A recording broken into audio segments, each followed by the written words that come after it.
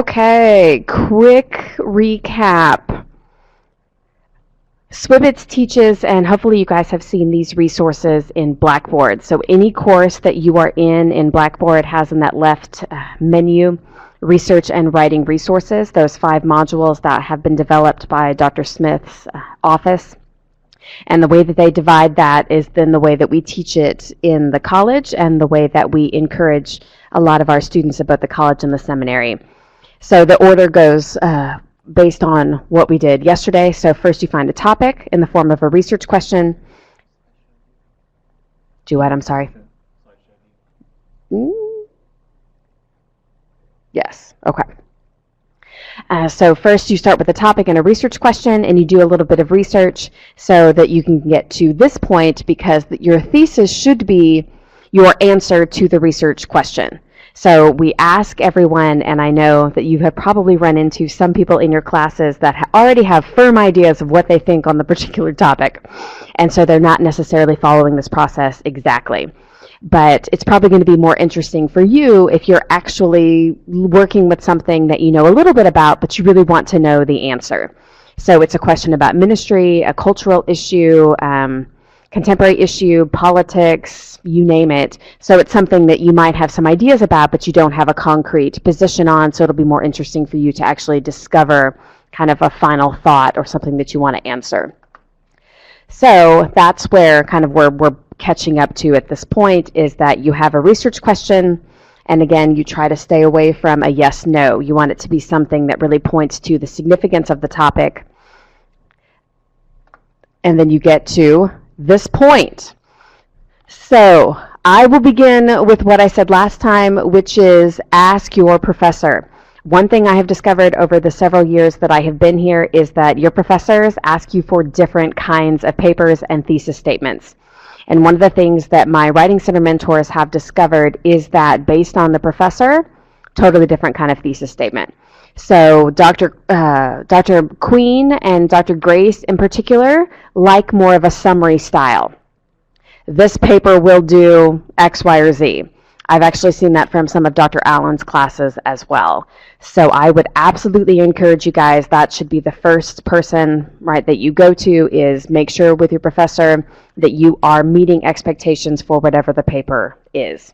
Most of the rest of the professors, though, are going to want you to make an argument or make a claim, take a position. You'll notice there's a lot of words that basically mean the same thing.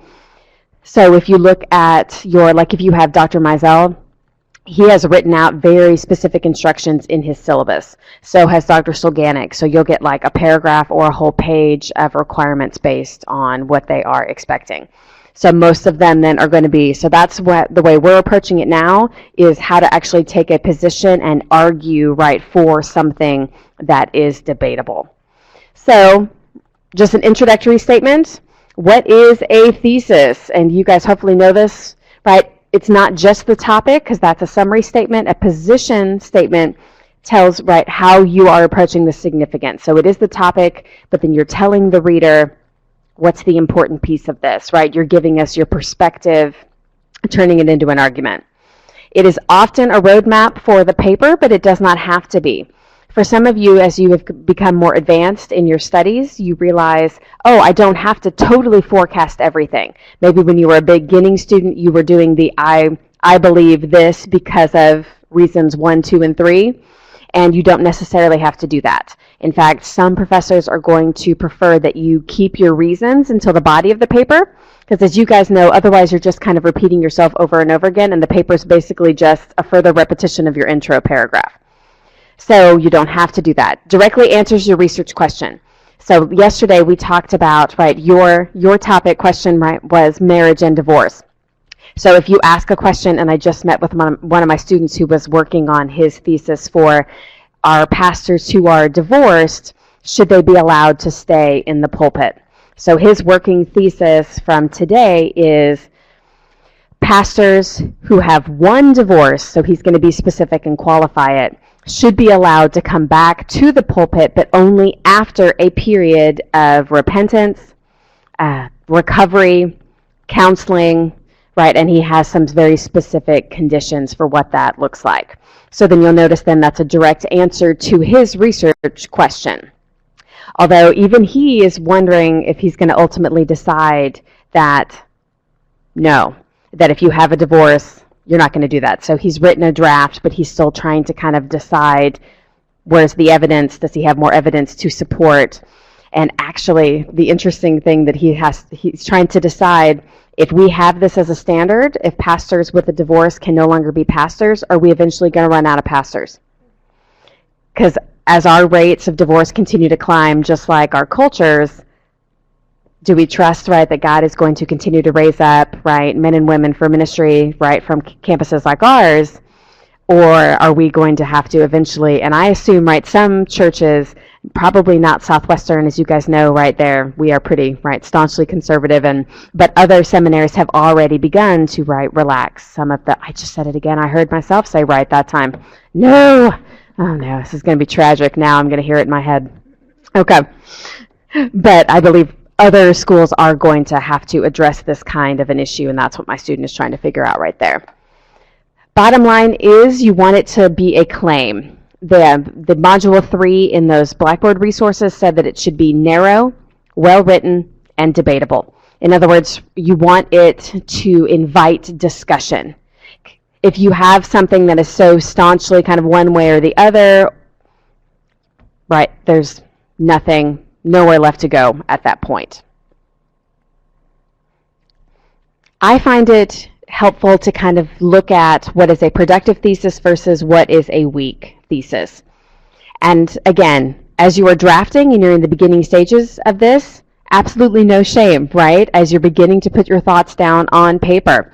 But as you revise and you're cutting to the final version of it, I would strongly encourage you guys to have a checklist and kind of try to move past an initial draft that is initially weak. What we tell our students in the college is that it establishes tension. So one way to do that is to balance this with that. Although popular opinion, on X says this, current scholarship suggests otherwise, right? So again, you're balancing, right, current opinion or a popular opinion or a current trend, definitions, and then you're going to give us what your opinion is or what your argument will be, and you're balancing those against one another. It should reduce scope. That's the biggest challenge that my college students have in the English classes is if you only have 5 pages, if you only have 10 pages, you have to come up with a research question and a thesis statement that is narrow enough for you to be able to answer the question and to do it well in the amount of time that you have. One of my freshman students right now only has 2 pages, and he wants to talk about how the Reformation is important for Christians today in 2 pages. So it's an amazing idea, but I mean, you guys are smiling because you know it's not possible. Right? That is way too big of a topic for us to be able to look at. So that's what we've been doing in the freshman class in particular. Oh my goodness, yes, yeah. Such a big topic. So you're going to have to define their terms, work through that, what aspect of the Reformation. So he ended up settling on looking at one of the 95 theses and then establishing an argument based on that. Why did Martin Luther do this if the Catholic Church was still going to do this, and then build an argument based on that? So a way to narrow that scope.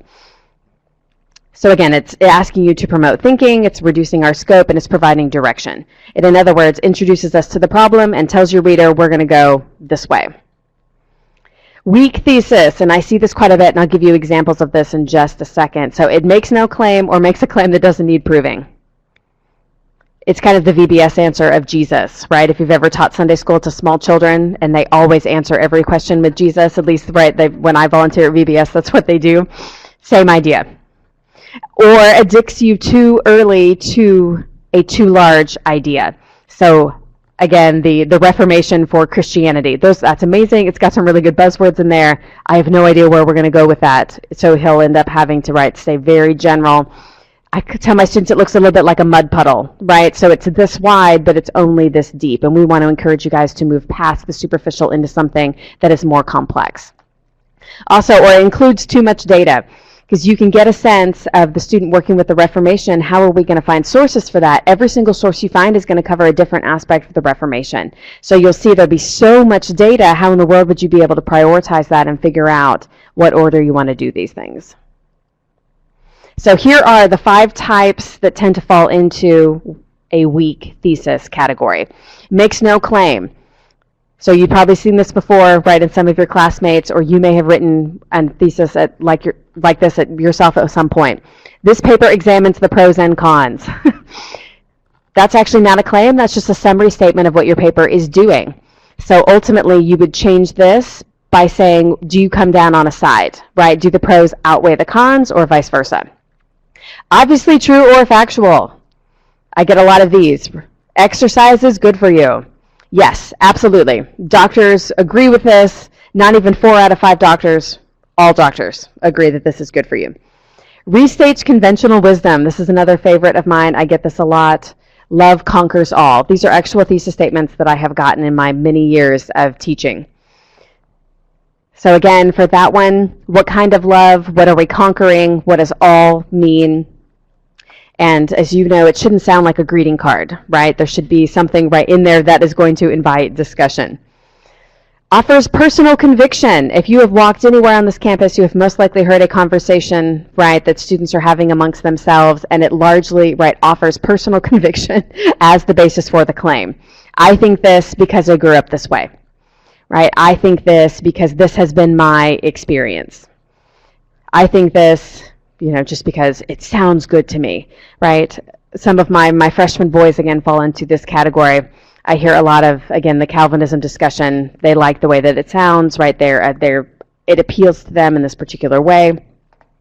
Or another favorite I mentioned yesterday was, did Judas go to heaven, yes or no? They don't really have necessarily huge amounts of evidence, but based on their personal experience with sin or conviction or forgiveness, then it tends to then, right, they build from that. And the last one, again, falls into that category of the Reformation being good for us as Christians. Same thing, overly broad, right? Where in the world would I go with this one? Individualism is good. You'd have to define that term. If I asked each one of you what individualism means, you'd all give me a different definition, so it'd be very difficult to come to something, right, and meet reader expectations. So I would encourage you guys first draft an answer to your research question. Be specific. And again, we'll talk about this in just a second, but one way to do this is to do active verbs, and I'll show you an example of this on the next slide, and concrete nouns. Avoid vague value words. And what I mean by that is I want my students to avoid things like, this is the most important aspect of this argument. This is a significant topic for our current society. Those kind of vague value words are going to be hard for you to prove beyond a shadow of a doubt. Because what do you mean by most important? What do you mean by significant? So I don't even think you need those, right? You should be able to state a position and really work through it without, right, having to oversell it necessarily. And again, like we talked about before, a balance of this versus that. See if you can find something that is at stake in the discussion.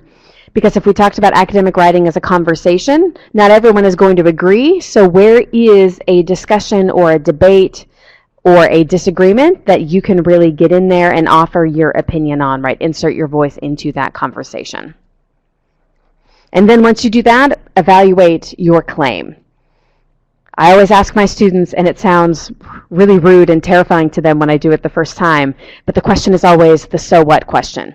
Why this question? Why is this worth investigating? Why is this claim worth making?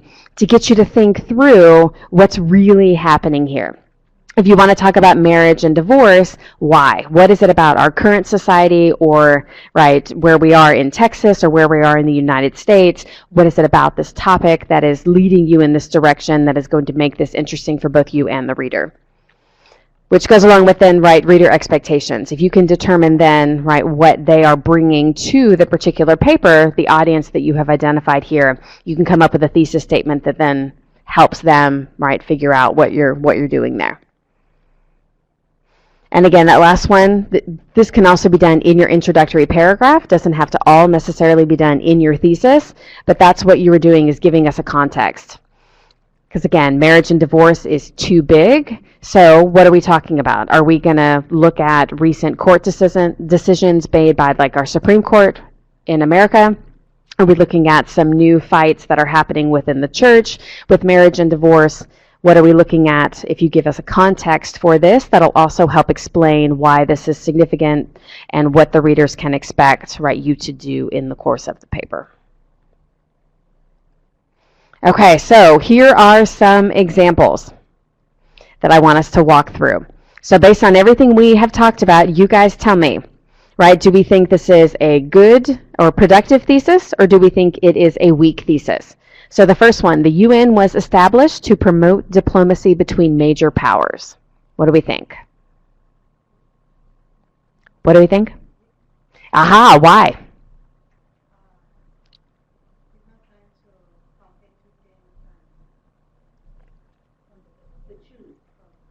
Absolutely. It's more, it's... I can find that in middle school textbook. Absolutely, yes, it's a fact. And one thing I'll talk about when we get to academic dishonesty and the plagiarism workshops that I'm doing next month is that if you can find this information in 3 or more sources, it counts as public knowledge, right? Common knowledge. So you don't even need to prove this, right? This is probably actually somewhere on the UN website, right, that talks about their mission and why they were established. Absolutely. So you can tell here we're not getting to the significance of it. Why would we want to write about the UN?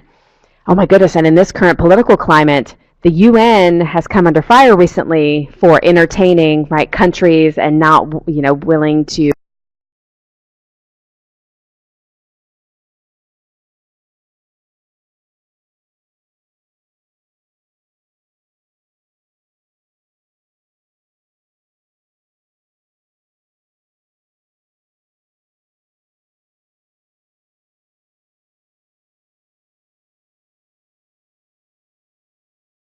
right, kind of do sanctions against them. So there's all sorts of interesting things that this could turn into. So this would be a good first draft. We'd then need to move it forward. Okay, next one. Congressional elections are simply the result of who has the most money. Okay, I see shaking of heads. Why? What's going on? What do you think is wrong with this one?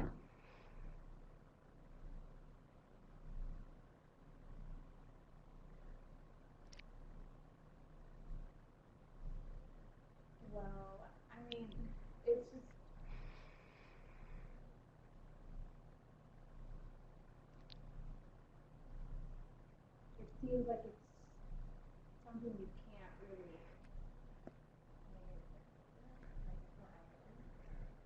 I don't know. It's just very. It's so vague. I mean, you can't really go into it. I mean, I don't see where you're trying to get me to. It just doesn't seem right. Absolutely. I would say this one falls into that category of personal conviction, so using my personal experiences to move something forward. You can almost hear a little bit of an edge here. Maybe the person, right, is disgruntled about public elections or something like that, or maybe they're just cynical about how our process is happening. Absolutely. Absolutely. This could also potentially be in an intro paragraph to talk about costs, so how much each campaign spends based on then the success rates of that. So then you could turn this into something that would be argumentative if you want to do that. So then talk about, oh my goodness, the small, candidate, right, the mom and pops kind of thing, can't even afford to get into these kinds of elections because of the money that is being pumped into these kinds of things. Like even for town council, I think we would all be surprised, right, by how much money candidates have to spend on advertising and volunteers and, people you pay, right, and then they get volunteers. Okay, this is another one of my favorites, again, because I've seen this as a thesis statement. We must save the whales. What do we think? Absolutely. Well, and you guys have probably figured out in your time at Swibbits that we tend to frown on first person. So that would be one of the first things that would have to change about this. This is actually almost more of a bumper sticker, right? Save the whales kind of thing. And so again, the germ of the idea is really amazing, but I'd have to turn this into something that is an argument. Save the whales because they are the biggest indicator of ocean health, or something like that. Or if we lose them right at the top of this sort of food chain, right, then it is a continuous downward spiral into pollution or other issues in the ecosystem, et cetera, et cetera. Yes. However you would like to go about this. That would take that in a very different direction if you wanted to do alien probe. That is very true. Okay, so I think you guys are starting to understand what is going on with these. So exactly the same kinds of conversations with the other two on here. So there are serious objections to today's horror movies. Yes, good. That's a fact. Now we need to move it into something that would be debatable and that you could actually find sources on. And that's the other thing, is you want to actually be able to research these topics, so then it should turn into something that you could enter into your search terms for David. What are the objections? Are we talking about parents not wanting to let their children watch this? Are we talking about, from a Christian perspective, do we think violence or gore or some of the other things that come along with those kinds of movies is detrimental to mental states, emotional states, fill in the blank? Because then that'll give you some really good concrete search terms so that you can find scholarly resources. Because as you guys, again, have likely discovered, at least at our college level, most of the sources that we require you guys to have are scholarly in nature. So you're going to have to connect it to a larger issue so that you can find something that's been written by an expert in the field to other experts in the field, a book or a scholarly journal. And again, exactly with this one, in this paper, I will. For some of your professors, that is actually a great thesis statement, but for others of your professors, that will not work. And you'll have to explain, what is that relationship? What correlation do you see? For example, children who are read fairy tales at an early age show better academic prowess at later stages of development. Totally made that up, but you see where we're going with this. Doesn't it sound, yes, it does sound good. Or maybe it's imagination. If you were read fairy tales as a child, you're a more creative person overall because it engages your brain in a different kind of a way. My parents read a chapter of the Chronicles of Narnia to me every night when I was growing up, and lo and behold, I turned into an English professor. So, right, there has to be some kind of correlation here. And the Queen of Mean, absolutely, yes. Yeah, it happens. So anywhere you wanted to go with these. So, and again, I don't want you guys to think, oh, she is the Queen of Mean, right? She just think these are the worst statements ever. You guys all fail. Definitely not. Writing is a process. You guys know this. These are starting points to get your thoughts on paper, and that's an important step. So no shame in however you need to get it out, right, written down. Then once it's here, then you can go through the process of revising or adding to it or changing it or figuring out this will work, this won't work.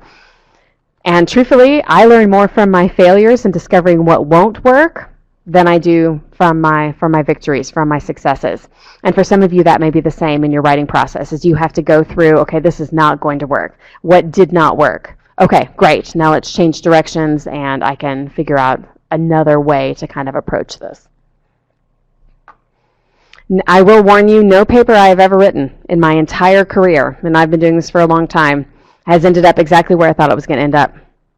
Because it's an extension of us, right? It's your thought process written down. And so as long as you go back and tweak the thesis statement, this is a beginning point. And I always have to tell my students this, because they think if they give me a thesis statement, I mean, that is etched in stone, right? Absolutely not. No. Right? Like the student I met with today, if he may ultimately decide that pastors who have had divorces can never come back. And I told him, I said, that's fine. As you continue to research this, because he wants to find another source, you may end up changing your mind. And how great, right, if you didn't know what you thought, and now you definitely have a much better idea of how to approach these things. Fantastic. All right, as a professor, I love to see, right, you go through this process and figure out what you think about something that's important for you in the long run. And these are just some questions for you guys as you have drafted it. You can be at the beginning stage or as you are coming to more of a final version of it. Just a checklist. Do you answer your research question? Have you taken a position? Is it a fact or is it actually something that is debatable? Is your thesis statement specific enough? That one's a big one. Does it look like you have narrowed this into scope? Is it something that you can do and do well? My English 3 students are working on 5 to 7 page papers, and most of the time, even in their rough drafts, they're discovering that it's still too big. I met with, oh my goodness, a student today who's a little overwhelmed because she's looking at feminism and Christianity. Those are giant, giant topics. And she initially wanted to look at the different waves of feminism, and we decided today, run away. No, that is way too much, right? You cannot do that in 5 to 7 pages. So it's a great idea. And the other idea here is don't get rid of those ideas. If you guys come up with something, I always encourage you to have a journal that you write something in or have a Word document where you have like a to keep file. Keep these ideas. You guys, it's Swibbits. You are always going to be writing. You're always going to probably be looking at papers or wanting to come up with ideas. Absolutely. Save your sources, save your ideas. If you do a free write on it or have some thoughts and get them written down, always save that information. You have no idea. Absolutely, because honestly, some of your best stuff may be the stuff that you don't get to use in this particular instance. Don't get rid of that. Sometimes my students will delete whole paragraphs that are amazing because they couldn't make it fit in here, and then it just disappears into the ether. And I think, right, if you're interested in this topic, save it. You have no idea when it'll get a chance to come back around. And for our English students, if you have to survive the 2-semester thesis project, right, your senior year in the college program, you might want, right, that paragraph back or that page back that you had to get rid of because that may then end up being a longer term project for you. Or for those of you that want to do master's work or PhD work, you have no idea when that might be able to be something then that you can bring together with your other projects. Again, does it pass the so what test? Have you given us a clue as to why this is significant, as to why you're interested in this? And have I used active verbs versus right? So you'll see here, this is a first version. The economic situation is bad. And that's what the student wanted to look at because their family is kind of a little bit like kind of straddling the line between lower class and middle class. And so they've struggled with, and again, ministry, we're clearly not doing this, right, for the money, right? We're doing this because we feel like this is where God wants us, not because we're going to be rich and famous, right? We're doing these kinds of things. So working through this process, this particular student said, okay, so now I need to be specific. How can I do that? Their concern was current tax policies threaten to reduce the middle class burden by sacrificing programs for everyone. So in order to try to ease off of one particular group of people, government is going to just slash everything, which then is problematic, right? You're cutting everything to try to save the tax burden on a particular class.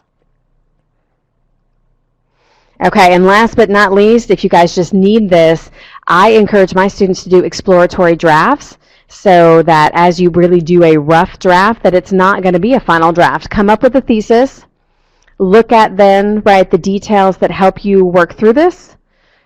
Find evidence that your thesis doesn't look at, right? The so what question. Is there something, right, that you're not considering? Is there a counter objection? Is there another aspect of it?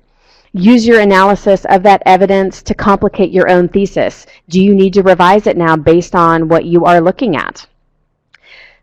Then test that new evolved thesis by repeating steps 2, 3, and 4. And then as you do that, then you'll get a chance to rewrite the entire draft. So I warn you, this is the Debbie Downer moment of the presentation. As you have likely figured out, this is going to take time. But I think this is going to be time well spent, and you will have time to be successful and to be better writers. So as you have time to do this, and I tell my students this all the time, this is not something you're going to be able to do at 3 o'clock in the morning before the paper is due at 8 a.m. Right? We all think we are geniuses at 3 o'clock in the morning until the cold, harsh light of day reveals that it's just gibberish. Right? And you were so exhausted that you thought this sounded really amazing, but your body was just trying to save itself. So don't be one of those people. Yes. Yeah, but so that's what I encourage them to do, is so that then your rough draft is more of a thinking through of the process, and then you can move it towards a final draft as you kind of really begin to finalize and think through your evidence and what kind of a thesis statement you should have that most accurately reflects that position that you've taken. Okay, and those are, oh, yes, and we actually have run a little